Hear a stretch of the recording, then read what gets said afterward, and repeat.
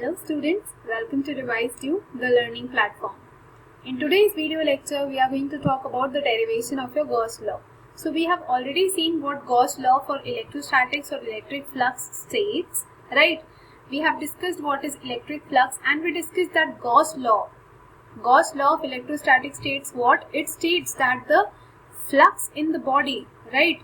The flux in the body is equal to your epsilon 1 by epsilon naught times of the charge which is enclosed by that surface. And the surface we are talking about is which type of a surface? It is a closed surface, right? So we have already seen these points and we have also discussed that what are closed surfaces as well as what are open surfaces.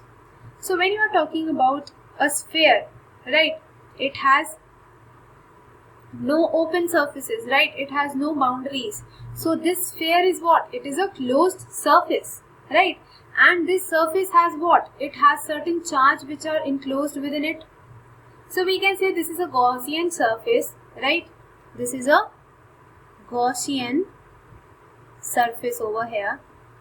And what we see is that this surface, we have taken a small element of this surface and denoted by delta S or probably ds.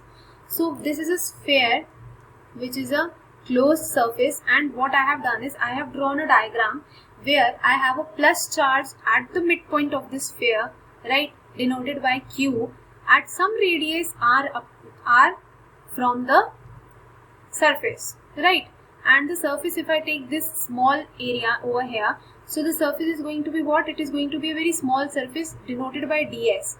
And its direction is also going to be along the direction of the electric field.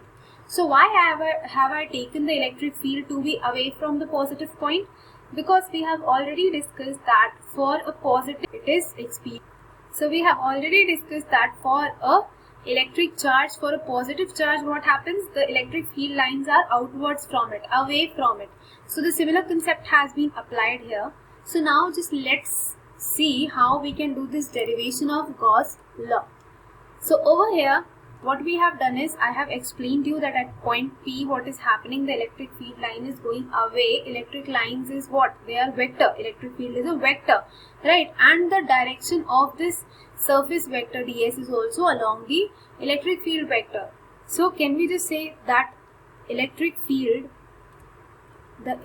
field at any point is given by the formula at any point r due to q. We have done this derivation and the expression was E is equal to 1 by 4 pi epsilon naught into q upon r square. This was our expression, right? So how can we use it in this particular derivation is that now what we are considering is that I have this area element over here which is ds, right? So this area element and the radial vector always have same direction, right? Means this and this are having the same direction. So the theta between the two, the theta between ds and this electric field is what? The theta is 0 degrees, right? This is 0 degree. So what will be my expression become? The flux. Electric flux, the formula for the electric flux is what? For a small element it is denoted by E dot delta S.